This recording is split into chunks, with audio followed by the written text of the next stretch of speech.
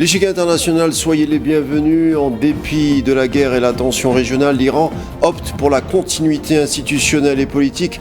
En éliminant le guide suprême Ali Khamenei le 28 février dernier, l'axe américano-sioniste pensait avoir fait le plus dur. Une décapitation synonyme de chute du régime, tel était le plan initial. On voit ce qu'il en est aujourd'hui. La désignation de Mujtaba Khamenei en guise de message est claire. Stabilité et continuation avec une dimension plutôt solide. Les sionistes et les Américains optaient pour des opérations rapides. À présent, ils se trouvent enlisés au sein d'un Moyen-Orient avec une présence, la leur, qui est nourrie de plus en plus de scepticisme, pour ne pas dire de rejet. Sans parler des conséquences avec un prix du baril qui dépasse désormais les $115. C'est toute l'économie mondiale qui est désormais en surchauffe. Comment est-on arrivé à cette situation? Pourquoi les plans des Américains et des sionistes contrastent-ils à ce point avec le réel? Et d'ailleurs, est-ce qu'ils auraient les mêmes visées, à savoir les Américains et les sionistes? C'est toutes ces questions que nous allons vous proposer ce soir avec notre invité du jour. À tout de suite.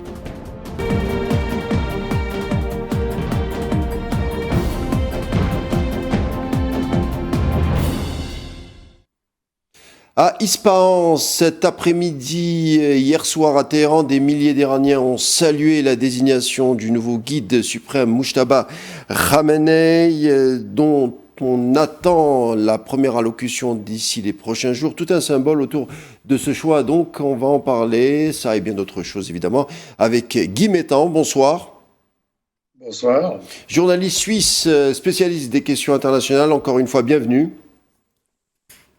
Merci en tout cas pour l'invitation, toujours un plaisir de vous rejoindre. Le plaisir est partagé. Alors Guy, jusqu'à la guerre des 12 jours contre l'Iran en juin dernier, Mujtaba Khamenei ne semblait pas être une option première pour succéder à son père en tant que guide suprême. L'actuelle guerre, visiblement, a rabattu les cartes au sein du cercle des décideurs iraniens. On favoriserait visiblement la continuité malgré les avertissements de Trump. Un avis déjà pour commencer autour de ce choix. Oui, je crois que les Iraniens ont voulu montrer leur détermination en choisissant d'élire le fils d'Ali Khamenei comme nouveau guide suprême de la révolution. Ils s'inscrivent justement dans la continuité, comme vous l'avez dit, mais aussi ils tiennent à affirmer leur absolue détermination à continuer le combat, à ne pas plier devant les injonctions du président Trump et des Américains. Et je crois que c'est le message qu'ils voulaient faire passer en choisissant cet homme. Il faut aussi signaler et se rappeler que toute la famille du nouveau guide iranien a été frappée par les Américains, puisque finalement son père, une bonne partie de ses frères et sœurs, de ses cousins et de sa famille, donc, ont été tués par les Américains, que ce soit par le passé ou récemment. Et donc, en choisissant une personnalité de ce genre, eh bien, les Iraniens se donnent, au fond, les moyens spirituels, les moyens humains de continuer leur résistance. Faisons un tout petit peu davantage connaissance avec le nouveau guide suprême. Alors, il a été élu par l'Assemblée des experts malgré les frappes. Il est âgé de 56 ans. Il se trouvait déjà au front lors de la guerre Iran-Irak, qui n'avait que 17 ans en 1986. S'est engagé d'ailleurs comme volontaire. Réputé pour être un partisan de la ligne dure, il aurait des liens avec les corps des gardiens de la Révolution. Il concentre deux dimensions, à la fois la dimension sécuritaire et théologique, qui composerait d'ailleurs la structure étatique de la République d'Iran. Enfin, Mujtaba Khamenei, vous l'avez dit, il a perdu sa femme, son père, son fils, sa nièce, son neveu, sa sœur, son beau-frère en l'espace d'une semaine à cause des bombardements américano-sionistes. Ça ne sera pas commode pour Washington de trouver un terrain d'entente, si terrain d'entente il y a ultérieurement. Eh bien non, parce que quand on a perdu effectivement la quasi-totalité de sa famille suite à une attaque absolument illégale en violation de toutes les règles internationales, eh bien on n'est pas bien parti pour rentrer dans une négociation douce et tranquille. Et je crois que, en tout cas, comme je l'ai dit, c'est le message que l'Iran entend donner par ce choix. C'est une détermination farouche et je ne pense pas que maintenant l'Iran soit prête à des concessions majeures, sachant qu'ils ont déjà été trompés 2 fois. Lors de la première guerre des 12 jours l'été dernier, le scénario avait été le même. Normalement, des négociations devaient s'ouvrir avec l'aide de la médiation Omani. Eh bien, la veille de l'ouverture de ces négociations, les Américains passent à l'attaque. Et là, à peine avait-on terminé les négociations de Genève il y a une dizaine de jours, que les Américains passent à nouveau à l'attaque. Donc, comment, si on se place du point de vue iranien, comment faire confiance à des Américains qui vous assassinent et qui vous tirent des coups dans le dos dès que vous cherchez à négocier? Ça rend toute velléité de négociation, au fond, inepte, vu du point de vue iranien.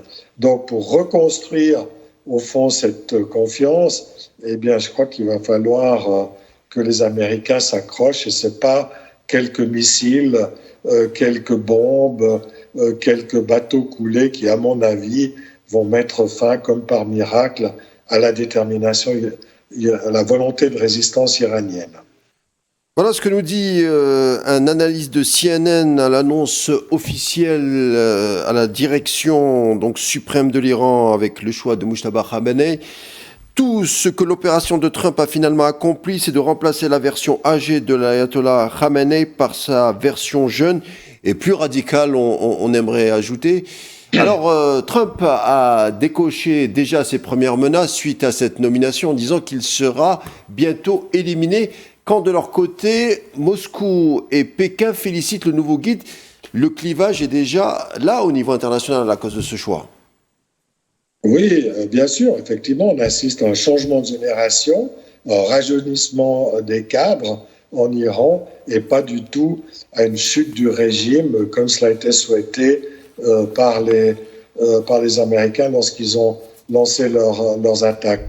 Alors, on voit aussi, d'après le type de résistance que l'Iran fournit ces jours-ci, que l'assistance, au fond, des Russes et des Chinois, eh bien, a été très présente durant ces derniers mois. Parce qu'on voit qu'à la fois leur stratégie, qui consiste à élargir le conflit à l'ensemble des pays du Golfe, et aussi à leur méthode de résistance, c'est-à-dire d'avoir formé ce qu'on appelle une résistance en mosaïque, c'est-à-dire d'avoir divisé l'Iran en zones de combat indépendantes qui ne dépendent pas seulement de l'existence ou pas du guide suprême, évidemment que c'est très important comme symbole, mais au fond en zone autonome de résistance, quoi qu'il arrive au guide suprême, et effectivement c'est devenu maintenant une cible, mais M. Khamenei savait en acceptant ce rôle qu'il allait devenir une cible. Il est possible que les Israélo-Américains réussissent aussi à l'éliminer. Ça fera un deuxième martyr de plus.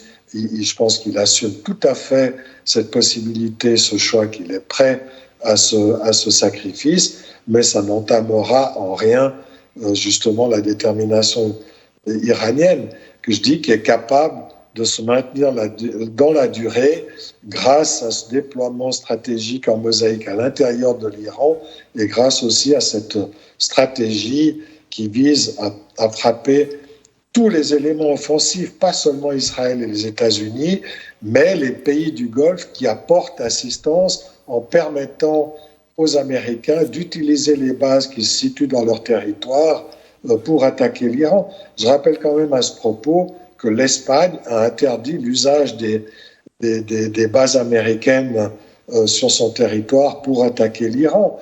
Pourquoi les pays du Golfe, qui se plaignent des ripostes iraniennes, eh bien, n'interdisent pas aux Américains d'utiliser ces bases pour attaquer leurs voisins? La question pourrait leur être posée aussi. J'aimerais avoir également votre avis sur un autre aspect. Vous qui êtes un observateur du monde international et politique, Diriez-vous qu'on a sous-estimé l'Iran du côté de Washington avec ce choix du nouveau guide suprême, avec les réactions de Téhéran, les armes balistiques, le soutien populaire des Iraniens pour leur armée en ces temps de bombardement? D'après le New York Times, qui nous le dit, qui cite des sources militaires américaines, l'Iran s'est révélé mieux préparé à la guerre que l'avait anticipé l'administration Trump. C'est ce que rapporteraient des sources en interne aux médias américains. Eh bien, on en a tout à fait la démonstration depuis maintenant plus d'une semaine. Je crois que l'Occident en général, ça vaut pour les Européens aussi, pas seulement, ça vaut aussi pour Israël, évidemment, pour les États-Unis. L'Occident en général pêche par orgueil et par arrogance. C'est exactement le même scénario qui s'est déroulé avec l'Ukraine en 2022. Rappelez-vous cette déclaration du ministre français de l'économie, Bruno Le Maire, qui annonçait l'effondrement de l'économie russe dans les semaines qui allaient suivre l'adoption des premières sanctions anti-russes. Ça ne s'est absolument pas produit parce que pour qui connaissait un tant soit peu la Russie de 2022, eh bien, on savait que la Russie était bien plus industrialisée, était bien plus capable de produire, de résister sur le plan économique, d'assurer la production industrielle, y compris la production d'armes, sur la longue durée. Et ça s'est vérifié 4 ans après. Pour l'Iran, on est à peu près dans le même cas de figure, par une espèce d'arrogance inouïe, suite d'ailleurs à la réussite, on va dire quand même, de la capture du président vénézuélien Maduro au début janvier. Les Américains sont entrés dans une forme d'hubris, au fond de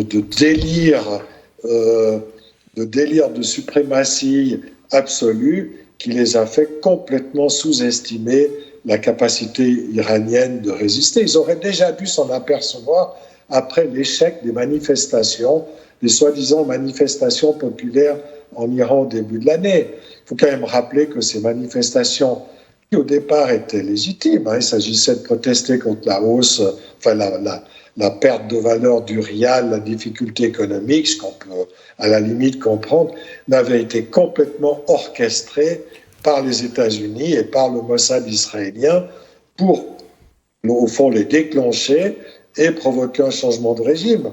Après, le Mossad a fait distribuer des armes pour, au fond, faire tomber ces manifestations dans la violence et provoquer une réaction des gardiens de la Révolution. Tout ça a échoué. Mais avec cet échec-là, les Américains auraient quand même dû se dire écoutez, ça se passe pas tout à fait comme on l'avait pensé, et donc en tirer les conclusions militaires également, ce qu'ils n'ont pas fait. Ce qu'ils n'ont pas fait et qui ne risquent pas, en tout cas pour le moment, de faire. Quand on écoute par exemple le secrétaire américain à la Défense, Pete Hegseth, ce dernier, quand on lui avait posé la question, c'était CNN il y a 3 jours, sur la nature des opérations américaines en Iran, il avait dit que les frappes contre Téhéran était synonyme de la mort qui viendrait du ciel, ce qui a suscité moult réactions, y compris de la part des responsables politiques, analystes et anciens militaires américains. Les sorties de Pete Hegseth feraient plus état, selon eux, d'une rhétorique religieuse ou civilisationnelle que stratégique. On le rappelle, Pete Hegseth, pour les téléspectateurs, est un ancien animateur de la chaîne conservatrice Fox News. Son langage, et même le Guardian le dit, le journal britannique, le Washington Post également, on parle d'un langage qui serait plus proche du tribun médiatique que celui du responsable institutionnel d'un chef civil d'une armée. C'est pour apporter de l'eau à votre moulin concernant l'hubris américain. Oui, alors il y a l'hubris dont on vient de parler, mais il y a aussi l'incompétence. C'est l'incompétence des leaders et des gouvernants et des dirigeants politiques en Occident maintenant. C'est une classe politique, on le voit dans de nombreux pays, pas seulement aux États-Unis avec M. Pete Hegseth, mais aussi en Europe. Ce sont des gens qui sont totalement incompétents sur le plan géopolitique. On le voit aussi avec, par exemple, le dernier ministre français des Affaires étrangères, quand il se met à critiquer, par exemple, Francesca Albanese, qui est la rapporteure des Nations Unies sur la Palestine, en inventant complètement des propos qu'elle n'a jamais tenus pour essayer de la discréditer.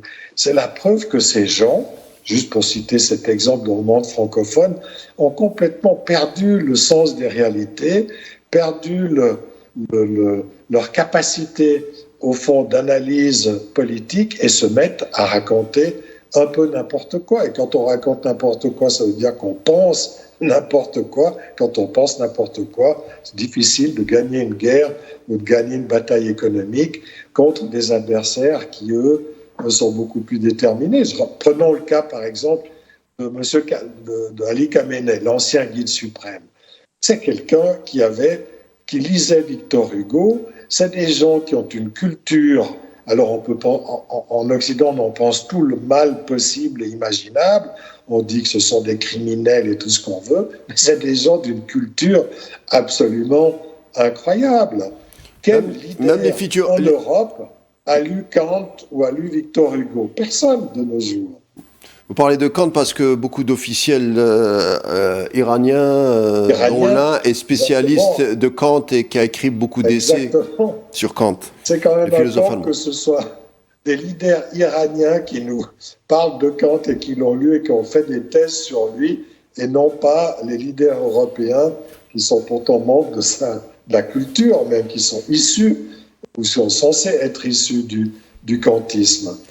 C'est le paradoxe de notre monde moderne. Donc avec des leaders comme ça, c'est effectivement difficile d'aller de l'avant et d'avoir une vision large des choses et du monde. Alors, suite aux frappes américano-sionistes dans la région et la riposte iranienne, le baril s'envole à plus de 30% pour flirter avec les $117. Une première depuis 2022, 9e jour de guerre et les marchés explosent, on le voit. On rappelle aussi une paralysie du détroit d'Ormuz où transitent 20 millions de barils jour. On pense tout de suite à deux acteurs dans ce cas de figure. L'Europe, déjà fragilisée par la crise du gaz russe, et la Chine, dont la moitié de ses importations proviennent du Golfe. Et les conséquences également, les conséquences au niveau mondial, on ne les oublie pas.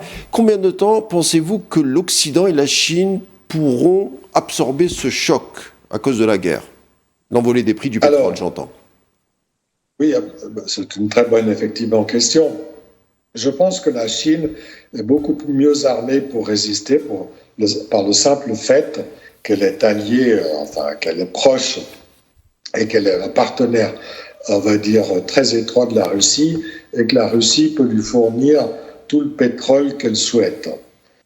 D'ailleurs, M. Poutine n'a pas caché qu'il pouvait tout à fait le faire, comme il peut le faire, par exemple, vis-à-vis de l'Inde, qui est quand même l'autre grande puissance dans la région. Donc, de ce point de vue-là, les Chinois ont les reins beaucoup plus solides, une capacité une patience, disons, surtout qu'en plus leurs réserves pétrolières sont complètes. Donc, ils ont la capacité d'attendre. C'est pas du tout le cas de l'Europe en tout cas de l'Europe. Les Américains, ils ont leur propre pétrole et leur propre gaz. Eux, de ce point de vue-là, ils sont tranquilles. Mais ce n'est pas du tout le cas des Européens. Les réserves de gaz naturel en Europe sont très basses à cause de l'hiver assez rude qui est en train de se terminer maintenant. Et puis, leur capacité d'approvisionnement est quasi nulle. Parce ils se sont coupés stupidement du gaz russe en 2022 et maintenant ils dépendent entièrement du gaz américain. Encore faut-il que les États-Unis puissent le leur fournir en quantité suffisante maintenant que le Qatar ne peut plus le livrer. Donc les Européens sont mis pieds et poings liés dans la main des États-Unis et peut-être aussi des Russes, parce que finalement, il va bien falloir acheter le gaz quelque part s'il ne peut plus passer par le détroit d'Ormuz. Et donc, pour les Iraniens, c'est une situation qui est évidemment désagréable parce qu'ils se font bombarder tous les jours, parce qu'effectivement, on va dire la maîtrise du ciel est dans le camp israélo-américain. Mais au fond, ils n'ont pas grand-chose à faire s'ils veulent faire durer ce conflit. Ils ont juste à résister sans même déployer des pluies de missiles ou de drones, déverser des pluies de missiles ou de drones. Ils ont simplement à attendre et empêcher le transit des marchandises, du gaz et du pétrole à Hormuz. Et l'économie européenne va s'effondrer uniquement par le fait que le transit ne pourra plus se faire. Donc on va dire que pour les Iraniens, ils peuvent jouer la durée sans trop de risques et sans trop de coûts, sinon effectivement celui de continuer à recevoir des missiles qui eux aussi vont probablement s'épuiser. On verra ce qu'il en est dans 15 ou 20 jours. On parle déjà que les missiles actuels et les drones actuels des États-Unis et d'Israël sont en voie d'épuisement. Il faudra voir ce qu'ils seront capables de faire dans les semaines qui viennent. Alors, au sein de l'entité sioniste, un projet de loi a été déposé ce matin à la Knesset, le Parlement donc sioniste, qui pourrait, cette loi, alors on parle, plutôt cette loi fait état d'une criminalisation, tenez-vous bien, des discours publics concernant Jésus-Christ. Désormais, il sera très difficile, voire criminalisable, de faire mention de la figure du Christ, que l'appel accompagne. Donc, une proposition soumise par les députés de la coalition, il s'agit de Moshe Gafni et Yaakov Asher. Si cette loi passe, il sera interdit de diffuser sur Internet, dans les médias ou par courriel, tout contenu soutenant Jésus-Christ. Je donne cette information car les médias français parlent souvent de la fameuse alliance judéo-chrétienne. On voit ce qu'il en est du côté du camp sioniste. Oui, alors pour être tout à fait franc, j'ignorais l'existence de ce projet de loi. C'était ce matin. À la Knesset. C'est tout frais. Vous me l'apprenez. Oui, évidemment. Les mots me manquent pour qualifier ce genre de projet de loi. Cela dit, je ne suis pas tout à fait étonné parce que ça fait maintenant quand même plusieurs décennies que l'État d'Israël essaie d'instrumentaliser l'antisémitisme et d'associer antisémitisme et antisionisme. Pourquoi ? Pour au fond essayer de discréditer toute critique d'Israël. Alors maintenant, il s'agit au fond d'une extension de ce processus, d'après ce que vous me décrivez, mais c'est pas, je ne suis pas entièrement surpris. Il faudra encore voir maintenant s'il se trouve une majorité de députés suffisamment fanatiques pour voter cette loi. J'espère que non, mais tout est possible. Sachant aussi qu'il y a plusieurs pays européens qui sont en train d'essayer de faire passer des lois qui associent l'antisionisme à l'antisémitisme. Sachant que c'est légitime d'être antisioniste, ça ne l'est pas d'être antisémite, mais comme je l'ai dit, on essaye de faire un amalgame pour empêcher au fond toute critique possible de toutes les actions possibles d'Israël, y compris quand cet État pratique les massacres de masse, commet des crimes de guerre, des crimes contre l'humanité, voire des crimes de génocide, comme ça pourrait être le cas en Palestine.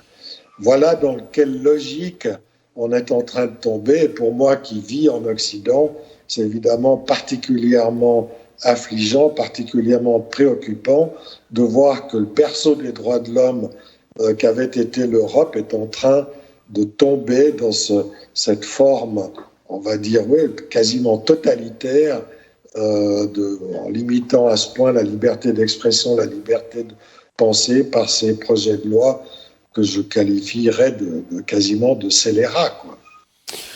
Alors, selon le média Axios, un média américain, Trump aurait exprimé son désaccord suite aux frappes sionistes contre les dépôts pétroliers iraniens en raison des risques et des répercussions économiques aux États-Unis. On parle même d'une conversation téléphonique houleuse où Trump aurait hurlé à Netanyahou « Tu es en train de ruiner mon économie ». D'ailleurs, Steve Witkoff et Jared Kushner devaient rencontrer Netanyahou mardi. Le voyage a été annulé. Est-ce que vous croyez que l'entente entre Trump et Netanyahou pourrait battre de l'aile, voire exploser? Dernière question. C'est possible. C'est possible. On a déjà vu que les États-Unis, qui se présentaient en alliés indéfectibles du président Zelensky pendant les premières années de guerre, ont pris leur distance l'année dernière avec l'élection du président Trump. Donc on ne peut absolument pas exclure à un moment donné que les États-Unis se fatiguent de cette guerre à cause des dégâts économiques et peut-être aussi en matière de vie humaine que ça entraînerait pour les soldats américains et pour les alliés des États-Unis, et donc souhaitent à un moment donné interrompre les hostilités. Ce qui n'est pas du tout le projet de M. Netanyahou, qui lui, au fond, vise absolument à détruire l'État iranien, non seulement à renverser le régime. Je pense que c'est au-delà d'un renversement de régime, il s'agit au fond de démanteler l'Iran, de le séparer en plusieurs régions, de telle façon que l'Iran ne représente plus du tout de menace pour Israël et en même temps permettre à l'État d'Israël de complètement dominer la scène moyen-orientale. Merci. Je pense que c'est ça le projet. Merci. Et à ce moment-là, ça entre en contradiction avec le projet américain. Merci Guémétan de nous avoir accompagnés. Je rappelle que vous êtes journaliste spécialiste des questions internationales et je vous dis à très bientôt. Merci à vous. L'Ichiga International se conclura ici. Merci de nous avoir prêté attention. Je vous laisse avec la suite des programmes sur Al24 News en vous souhaitant une agréable soirée.